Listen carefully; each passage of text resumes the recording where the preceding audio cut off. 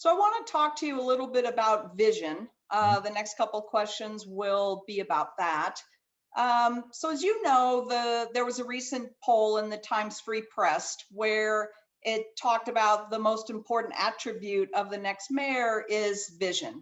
Right. And so could you share with us about what your vision is for affordable housing and thriving neighborhoods in Chattanooga?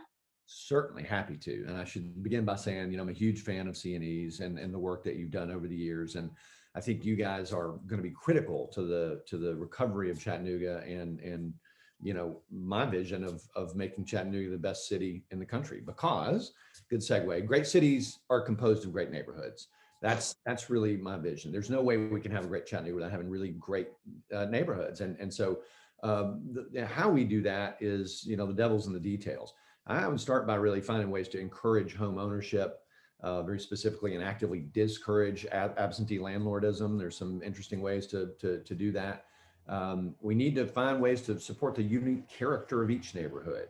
I think that's an important element of it. Equitable access, and of course, the sustainable development of affordable housing is critically important to this vision. Once again, the devil's in the details, but you ask about vision. But also to thrive, neighborhoods need, good public transportation. We have a lot of work to do there.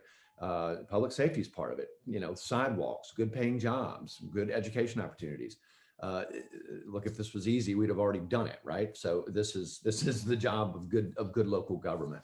So I hope that helps. I would also say, I would lead from the point of view of an average resident. I mean, I look at it. I live in Fort Wood, one of Chattanooga's great neighborhoods.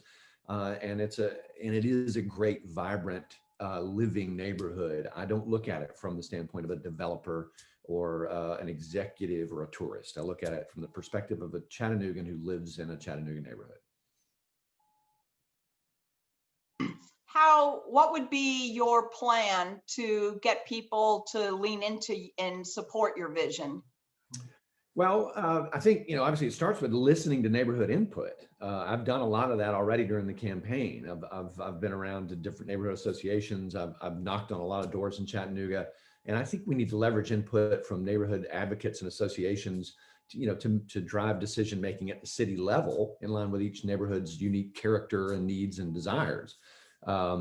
In terms of getting stuff done, I mean, that is really what I bring to the table. My background in small business and nonprofits has helped me learn how to build coalitions.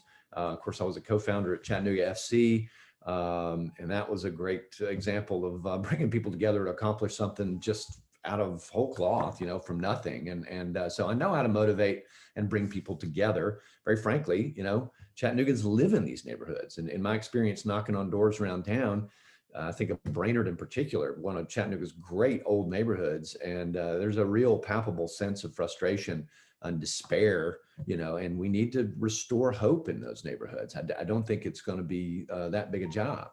I'd also say we need to strengthen our commitment to neighborhood beautification grants, generally following a philosophy of self-determination and giving neighborhoods more power, more latitude to develop their own unique character.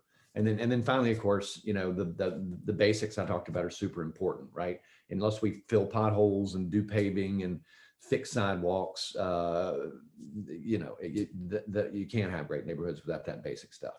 Mm-hmm. It's interesting because the beautification curb appeal, that's the foundation of the Healthy Neighborhood report that Buki did, Right. As well as when he was here, his concern and interest in the Brainerd area as being really the neighborhood that needs to be strengthened in order to really support the city. No question about it. It's central to the city. It has everything it needs, but it's almost like the blood's been drained out of it, and we have to put it back. Mm-hmm. So the next